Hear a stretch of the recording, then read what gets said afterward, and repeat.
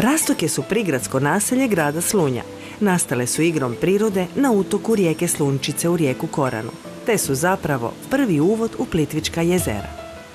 Za razliku od tih jezera, Rastoke su posebne po tome što se u to bogatstvo zelenila po otočićima i hridima pred 300 godina ispreplelo ljudsko naselje s mlinicama žličarama. Zbog skladnosti povijesne, etnografske i graditeljske kulturne baštine, Rastoke su 1969. godine upisane u registar nepokretnih spomenika kulture. Samo ime Rastoke nam govori da se tu nešto rastače, a to je rijeka Slunčica koja se preko sedrenih stijena uljeva u rijeku Koranu, a u svojem toku kroz Rastoke stvara mnoštvo malih jezera, brzaka i slapova, od kojih su najpoznatiji Buk, Hrvoje i Vilina kosa, a u rupama rastočke sedre žive i vidre koje su se vratile nakon dužeg izbivanja u velikom broju. O rastočkim slapovima postoje mnoge legende. Jedna je ostavljenom mladiću koji se zbog nesretne ljubavi bacio sa najvećeg slapa Hrvoje. Druga je o nestašnim vilama koje su noću uzimale konje umornim mlinarima i cijelu noć na njima jahale. Dok su svi u čudu gledali premorene konje s pletenicama od grive, vile su nevino prale robu u vodi Slunčice uz ples i pjesmu. A slap Vilina kosa sliči raspletenoj kosi rastočkih vila koja je prema legendi bila srebrna, baš kao i boja raspršene vode. Zbog iznimne krajobrazne vrijednosti, rijeka Slunčica zaštićena je još 1964. godine u kategoriji značajnog krajobraza. Tu je dugo važio nasljedni vodni režim iz 19. stoljeća. Tokovi vode nisu se smjeli mijenjati, nego se minimalnim zahvatima nastojalo održati prirodno stanje voda. Gradile su se brane od hrastovine ili kestena, koje su štitile mlinice i naselje od promjenjivih vodostaja, a višak vode skretale su u tokove i slapiće kraj vodenica. Najstarija mlinica u Rastokama sagrađena je još u 17. stoljeću, dok ih je većina iz 19. i početka 20. stoljeća. U mlinicama se mljelo žito, dok se u koševima ispod slapova pralo rublje i vuna.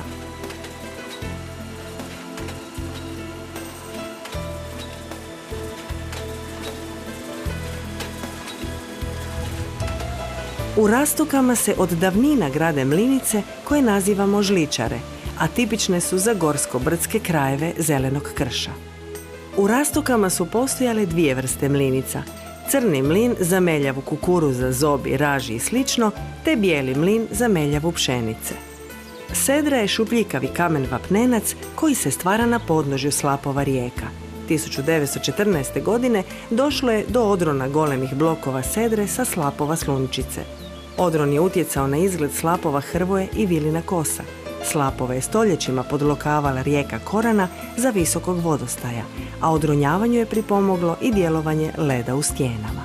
Sedra je monomineralna stijena, što znači da je izgrađena od samo jednog minerala, kalcita. Nastaje oko hladnih izvora izlučivanjem kalcijevog karbonata iz zasićene vodene otopine, kalcijevog hidrogen karbonata.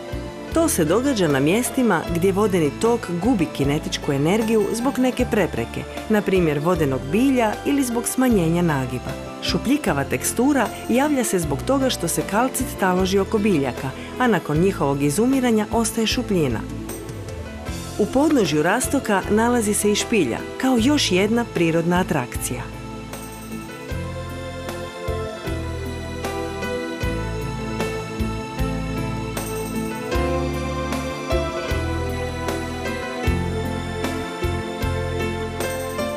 Rijeka Korana pripada Crnomorskom slivu i nije plovna. Izvire u Plitvičkim jezerima, a ima dva pritoka, Slunčicu i Mrežnicu, te se na svom putu ulijeva u rijeku Kupu u Karlovcu. U značajnom krajobrazu Slunčica, koji obuhvaća i dio rijeke Korane, obitava više ugroženih i zaštićenih vrsta riba.